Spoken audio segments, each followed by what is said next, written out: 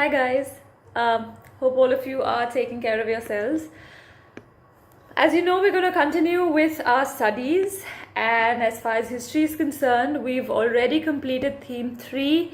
I'm once again telling you that I sent the notes, so they were put up by your class teacher on the class group, so kindly copy them down in your classwork.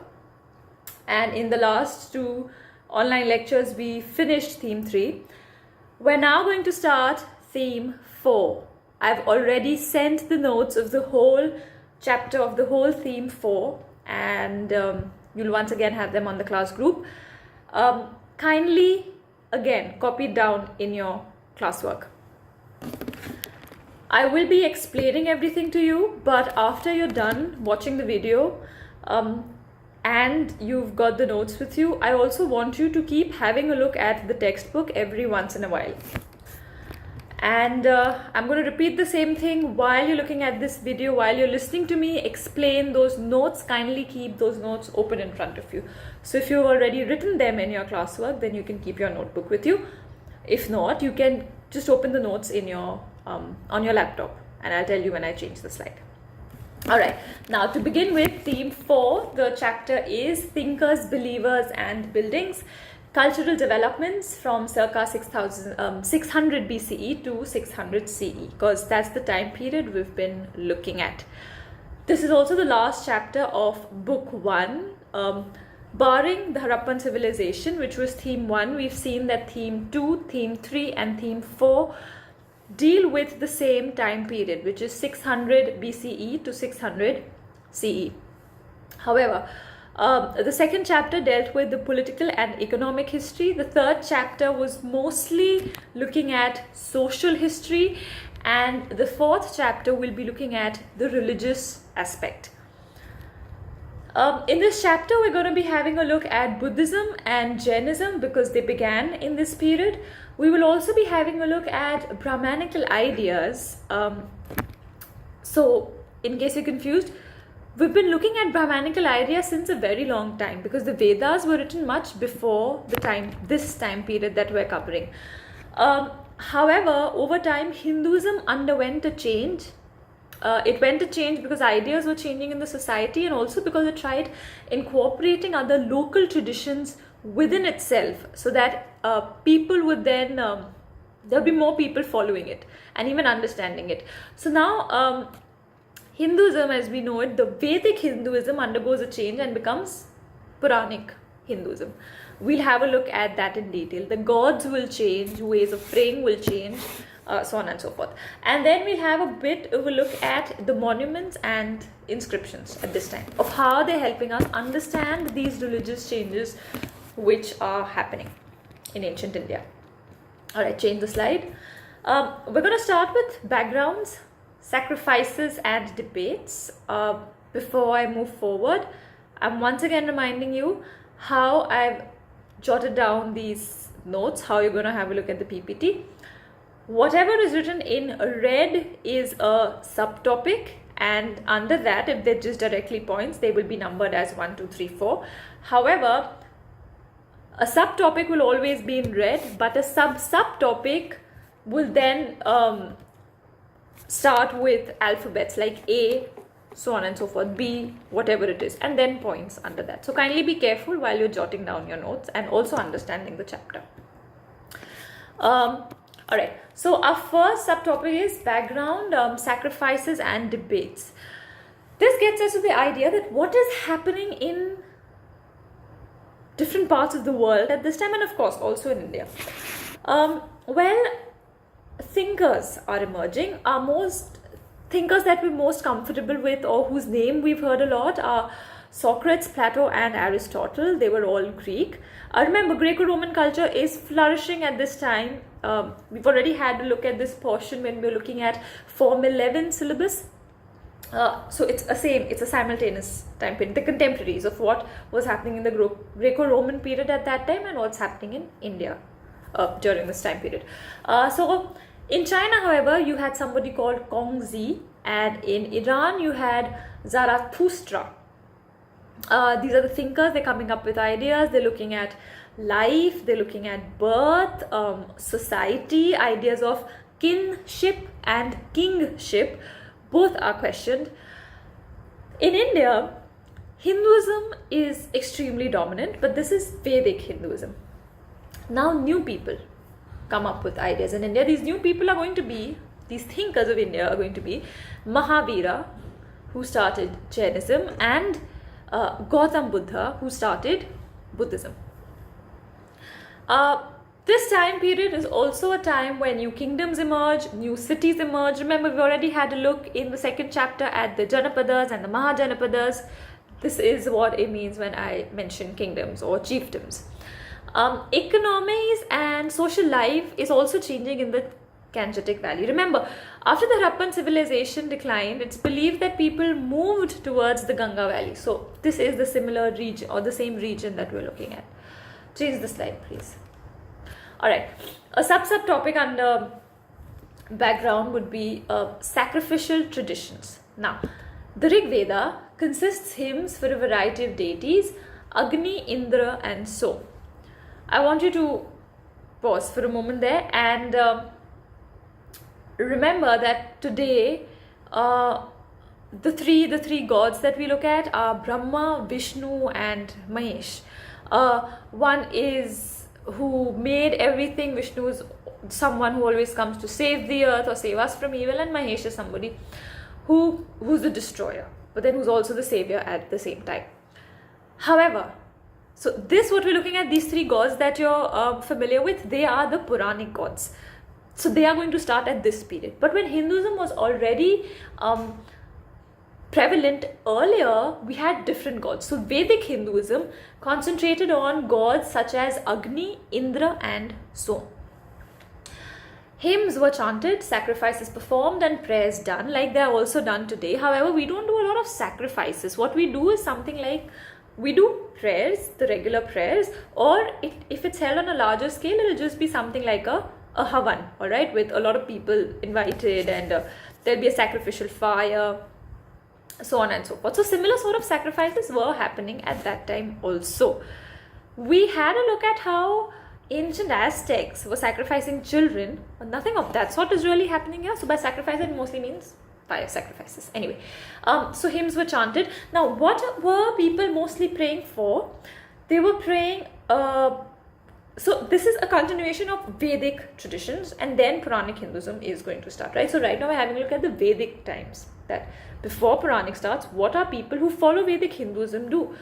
So they're following Agni, Indra and Som. They are chanting, performing sacrifices. What are they praying for? What are they asking for? The birth of, well, you shouldn't be surprised, the birth of sons, of course cattle, because it's a pastoral society, good health and long life, something everyone wants. Birth of sons, why? Well, because we know it's a patriarchal society. Patrilineal is practiced. The male heir is the one who's seen as taking the line forward. The two kind of elaborate sacrifices of these prayers which were conducted, so there are two different types. One was called the Rajasuya sacrifice and the other one was called the Ashwamedha sacrifice. Who was conducting these prayers and sacrifices? Remember the Purusha Sukta hymn again. This primeval man from whose different body parts come out the various four varnas of Hinduism. The four varnas of Hinduism are Brahmanism, Kshatriya, Vaishya and Shudra. The Brahmins come out from the head, the mouth, and they're going to be priests and teachers. The Kshatriyas who come out from the arms would be the warriors and rulers. The Vaishyas who come out from the thighs would then be the peasants. And the Shudras who come out from the feet, their duty would be to serve the other higher three varnas. So the Brahmins were of course performing these prayers. Over time, heads of households also started performing prayers. They were not just only calling the Brahmins. We've already seen that we've come across some books like the Dharma Shastras and the Dharma Sutras, which wrote about social norms that should be followed in the society. We also have another set of books called the Upanishads. These Upanishads start discussing death, rebirth, afterlife.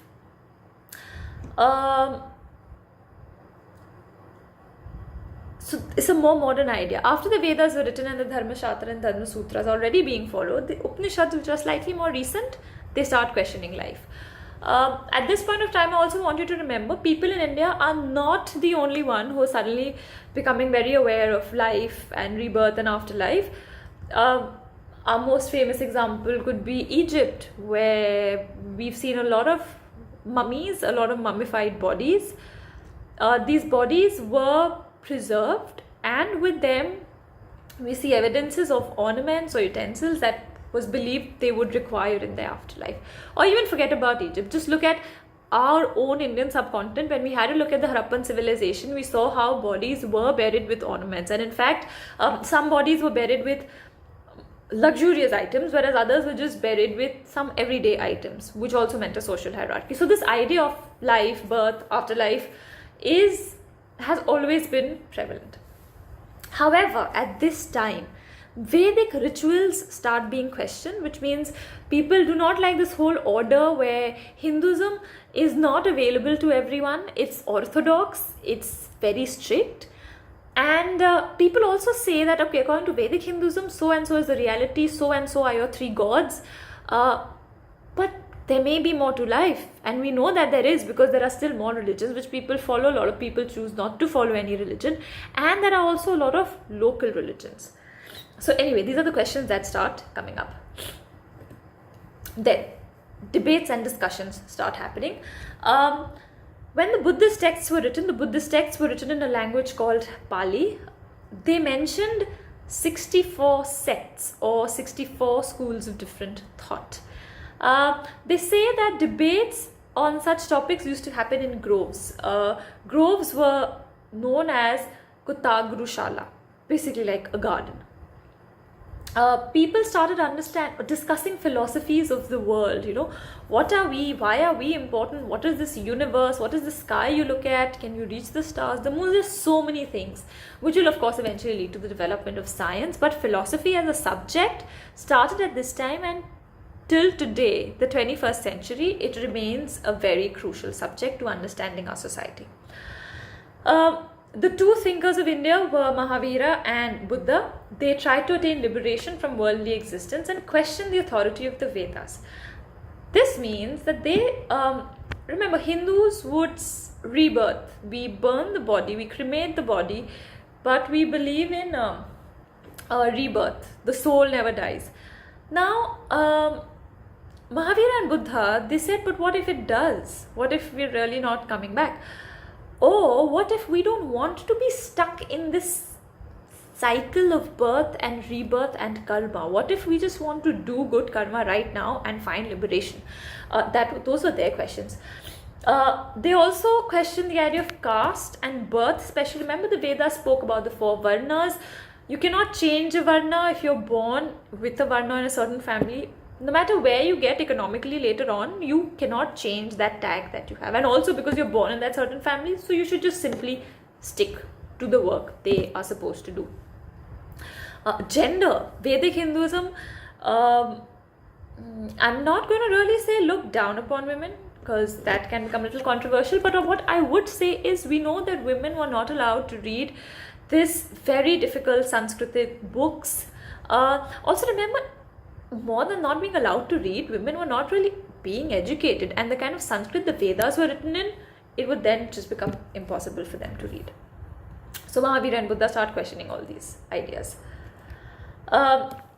Next slide. The next subtopic is Mahavira and Jainism. It is believed that the philosophy of Jains existed before Mahavira. Now, so basically, if you're asked a question and someone asks you who started Jainism, usually people say Mahavira is the person who started Jainism. However, when you read the Jain texts, it's understood, or the Jain philosophy, it's believed that Mahavira was not the first type of thinker or the first thinker who started Jainism. In fact, he was 24th. Before him, there were 23 other thinkers who followed the same idea of Jainism, of course. Now, these teachers of Jainism, so including Mahavira, who was the last one, there would be 24 teachers. They were known as Tirthankaras. Alright. Now, Mahavira Mahavira later got the name Mahavira when he attained enlightenment, but what was he born as? He was born with the name Vardhamana.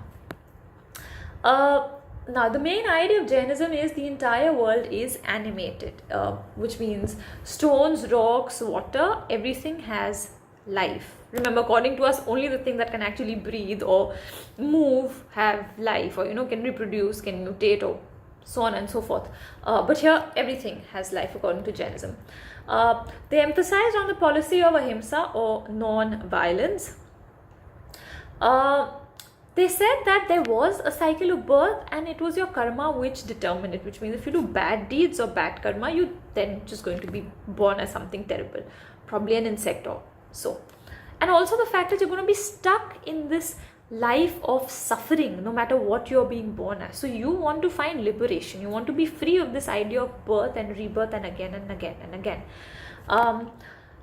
So what should you do? You should renounce the world, which means asceticism and penance, to free oneself from the cycle.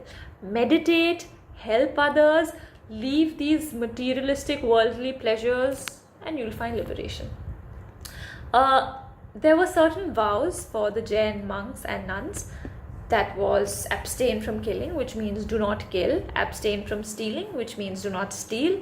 Abstain from lying means do not lie.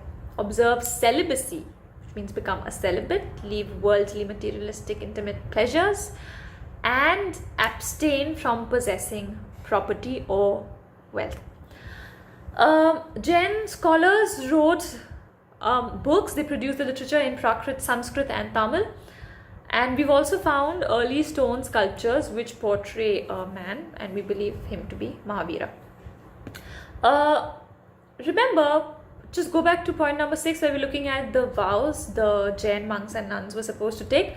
The last point is abstain from possessing property. I want you to remember that when we were having a look at Form 11, when the Protestant Reformation starts, Protestant Reformation says that materialistic worldly pleasures are okay. No, sorry, my bad, not Protestant. When Renaissance comes, when Renaissance comes, they say that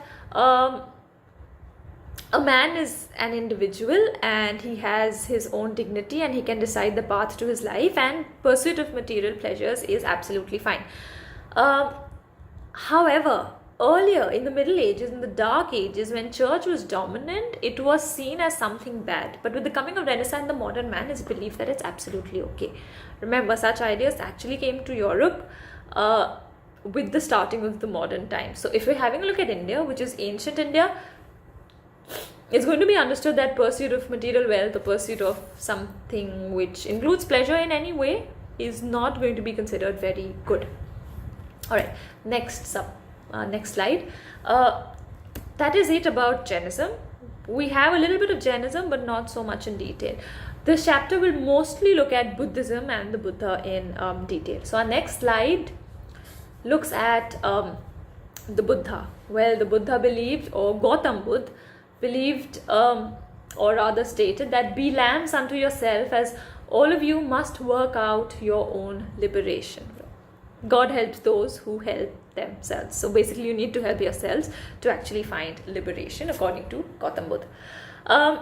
Now, spread of Buddhism, where all has this religion spread. India, of course, it started from India.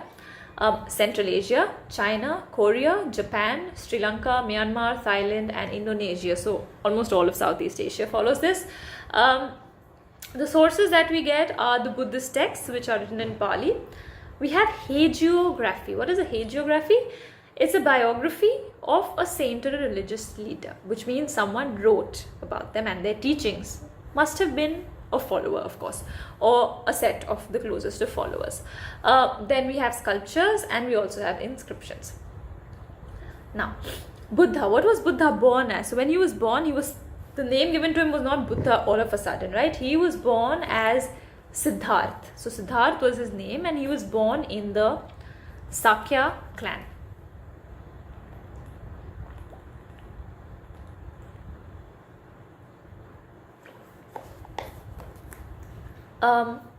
He was the son of the chief of the clan.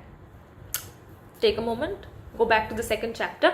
When we were having a look at the kind of republics and the sanghas that were developing as the Janapadas, at that time, we saw how some places just had monarchy with one ruler, whereas some places had republics, like a sangha with a few rulers, like a group of leaders. Siddhartha, who later became Buddha, so Siddhartha was born in one such Janapada, and that was the Sakya clan. In fact, his father was powerful as well as had all the means and resources because he was the chief. Excuse me. Anyway, now it means that Buddha or Siddhartha is actually living a very comfortable life. He has everything he needs, good health, hopefully, but otherwise food, comfort, materialistic pleasures. He eventually gets married and also has a child. The story goes, however, that one day he ventured out of the palace. So in the palace, he's like in a cocoon, all right, which is a very safe, comfortable place. However, he goes out of the palace, and there he sees the real world. He sees the sufferings of the world. He sees an old man, a sick man, and he sees a corpse, which is a dead body. Why are these sufferings? Well, because when you're old, you're really not as energetic as you used to be when you could be young, and you have more ailments in your body. A sick man anyway would never ever be happy, and a corpse, well, that's a dead body. So you're in a state where you're giving everyone sadness, and there's nothing you can do about it either, and you use this, you're dead. So he doesn't understand this, and also he sees all the people around them happy, so it doesn't click well with him. However, he then also sees a homeless man. But this homeless man is at peace. What does that mean? Well, it means that this homeless man doesn't have anything to worry about. Well, you may say today, no ma'am, when we see someone walking on the road, a beggar, maybe a homeless person, or they worried so much about their children, about their food, so on and so forth. We'll make a connection because they have children and they want things in life. But what if they could just survive with a little bit and not want more? Well, that's a very controversial topic, so I'm not going to go into that. But the whole point here is, when Siddhartha sees this homeless man who's very peaceful, Siddhartha decides to take the same path. He decides that he's going to give up his palace, all his luxury, comfort, and it's kind of weird, but he also then leaves his wife and child behind in the palace, and he goes away. He goes away in search of attaining this peace that you get when you have nothing. All right, it's just important to understand where we see a lot of times today celebrities, people who have money, fame, wealth, love, everything, committing suicide. They go into depression. Why? You and I maybe look at them, such a glorious life they're living, life of stardom. I wish, we wish we could be in their place, but probably not. Probably they would just want to be in your place and lead a more simpler life, but have peace. So that is the deeper idea we're trying to get across here. Anyway, eventually Buddha left all the materialistic pleasures and he meditated, and he finally attained enlightenment, and he understood the importance of life and how not to be attached to anything. Once he became enlightened, he became the enlightened one, and that is how he then got his name Buddha, or he rather got the name Buddha. What did he teach? What did the Buddha teach? The Buddha taught righteousness, or righteous living, or Dhamma. Remember, we've already had a look at the Mahajanapada, the Mauryan Empire. Ashoka was an ardent follower of the Buddha, and he promoted Dhamma. Where did Ashoka get the idea of Dhamma from? From Buddha himself. Next subtopic, teachings of Buddhism.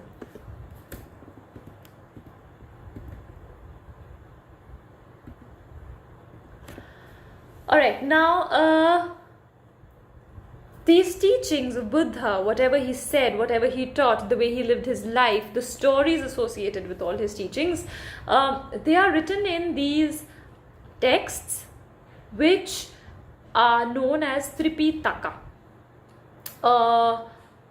So three would mean three, and Pitaka is a basket. So the three baskets are the Vinaya Pitaka, the Abhidhamma Pitaka, and the Sutta Pitaka. Stories of Sutta Pitaka are narrated in a language spoken by the ordinary people and describes miraculous stories and powers of the Buddha. Now,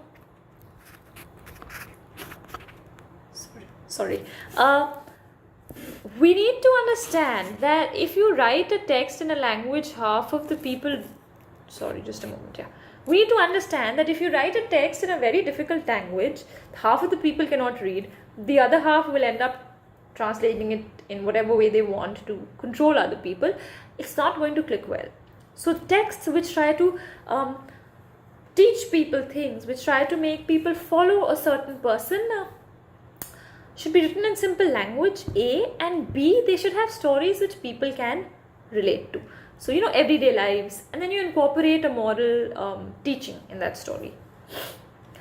These stories also describe the powers of Buddha. How he could, for example, heal people.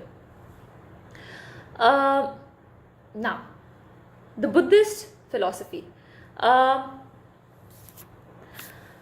The Buddhist philosophy, they believe that the world is transient or annika and constantly changing. Remember, all these words written here in brackets, I want you to remember these terms, please. So I want you to know what they mean, right? Anyway, so the world is annika. If I say annika, it means it's transient and it's constantly changing. However, it is also soulless, which means anatta. Nothing is permanent, which means, so in a way it's kind of nice, and at the same, I'm not sure, you can also call it sad, because nothing is eternal, which means if you're sad, don't be sad because it's not eternal, which means it's going to end. That's a good part, right? But then if you're happy, and I say don't be so happy about it because nothing is permanent, which means your joy will eventually go away, which will then make you sad. Anyway, nothing is permanent or eternal. However, sorrow or dukkha, the regular language says dukkha, sorrow, is intrinsic, which means sorrow is a very, it's a part of life. You cannot avoid it, but what you can do is find your way around it. One should follow the path of moderation between severe penance and self-indulgence. Now here, just try to understand Jainism and Buddhism. Jainism is going to be slightly more strict, whereas Buddhism, I personally feel, Buddhism is going to try and find a balance, alright? They're not going to say that suddenly just become an ass, start practicing celibacy and leave everything and, practice penance.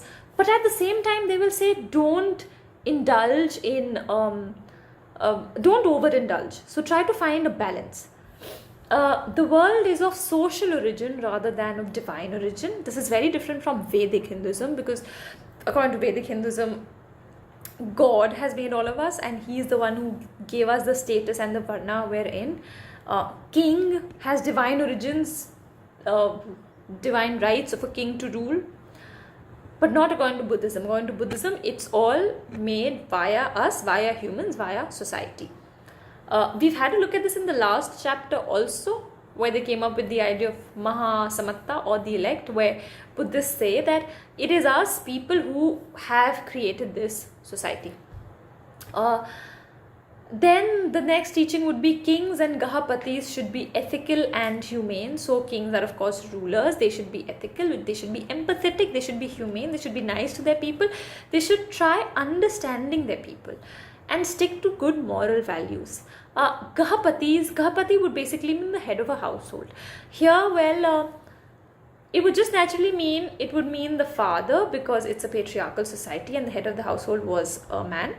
But these Gahapatis should, or these chiefs should, for a clan, should be ethical and humane. Individual agency was emphasized to escape from cycle of rebirth and attain self-realization. This means that it's only you that can help yourself. Remember, if you go back and look at the quote of the Buddha, be lambs unto yourselves, as all of you must work out your own liberation. So individual agency is important. Just because you attain liberation in a certain way doesn't mean I'm going to attain liberation in the same way. Or in simpler language, just because by doing something you find peace doesn't mean I will find peace in the same way. You need to find your balance and I need to find mine. Then we need to work on that path, which will then help us find liberation. We cannot depend on another person to get us liberation. No, we need to do that for ourselves. So for that, individual agency is very important, which means you and I and all of us individually here are important. All right.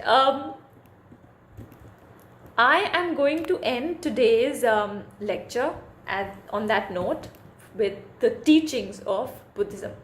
All right. Once again, I've sent the notes. Kindly copy them down, and we're going to then continue with the fourth theme in the next lecture. Thank you very much, and take care.